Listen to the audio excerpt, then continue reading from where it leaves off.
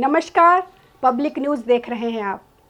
कांग्रेस नेता राहुल गांधी को भारतीय सेना पर कथित रूप से की गई टिप्पणी के मामले में इलाहाबाद हाई कोर्ट की लखनऊ बेंच से बड़ा झटका लगा है।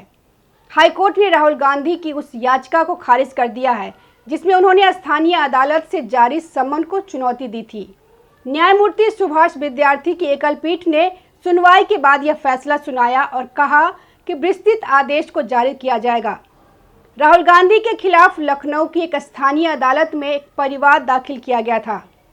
आरोप है कि भारत जोड़ो यात्रा के दौरान राहुल गांधी ने सेना को लेकर एक कथित अपमानजनक टिप्पणी की थी। उन्होंने कहा था कि चीनी सैनिकों की ओर से भारतीय सैनिकों की पिटाई के बारे में कोई कुछ नहीं पूछता। इस बयान को सेना की गरिमा के खिलाफ माना गया और इसके विरोध में मामला दर्ज किया गया। यह परिवार बॉर्डर रोड ऑर्गेनाइजेशन बीआरओ के पूर्व डायरेक्टर उदय शंकर श्रीवास्तव द्वारा दर्ज कराया गया था। उनका आरोप है कि राहुल गांधी की इस टिप्पणी से न सिर्फ सेना का अपमान हुआ है बल्कि देश की सुरक्षा व्यवस्था पर भी सवाल खड़ा हुआ है। परिवार पर सुनवाई करते हुए लखनऊ की स्थानीय अदालत ने राहुल गांधी को बतौर आरोपी तलब किया और उनके खिलाफ समन जारी किया था।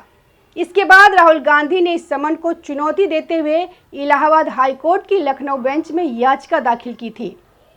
हाई कोर्ट की लखनऊ बेंच ने राहुल गांधी को कोई भी राहत देने से इनकार कर दिया और उनकी याचिका खारिज कर दी। कोर्ट ने स्पष्ट किया कि इस संबंध में विस्तृत आदेश सोमवार को सार्वजनिक किया जाएगा। वहीं हिंदुत्व विचारक विनायक दामोदर सावरकर के पोते ने पुणे की एक अदालत से कांग्रेस नेता राहुल गांधी को एक किताब पेश करने का निर्देश देने का अनुरोध किया है, जिसका हवाला उन्होंने 2023 में लंदन में भाषण के दौरान सावरकर के खिलाफ कथित रूप से अपमानजनक टिप्पणी करते समय दिया था। सत्तकी सावरकर ने एक आवेदन दायर कर दावा किया कि गांधी की टिप्पणी काल्पनिक, झूठी और दुर्भावनापूर्ण थी और सावरकर के किसी लेखन पर आधारित नहीं थी।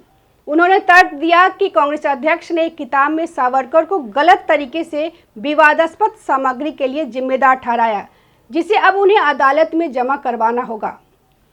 गांधी ने कथित तौर पर कहा था कि सावरकर ने एक किताब में लिखा है कि उन्होंने और उनके दोस्तों के एक समूह ने एक मुस्लिम व्यक्ति की पिटाई की और इससे उन्हें खुशी महसूस हुई। शिकायत के अनुसार सावरकर के लेखन में ऐसा कोई बयान मौजूद नहीं है। सत्तकी सावरकर की कानूनी टीम ने कहा कि उन्होंने पहले विरोध के तौर पर सावरकर द्वारा लिखी गई पुस्तक हिंदुत्व उपलब्ध कराई थी।